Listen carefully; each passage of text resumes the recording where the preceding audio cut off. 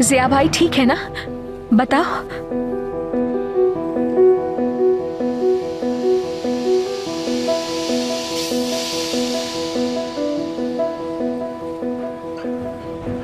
वो ठीक हो जाएंगे, लेकिन उन्होंने मुझसे ऐसा क्यों कहा पता नहीं।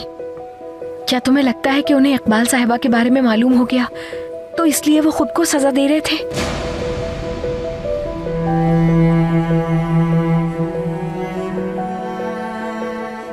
वो मुश्किल वक्त से गुजर रहे हैं, कंफ्यूज है अभी। हम सब भी कंफ्यूज हैं। ठीक कहते हो।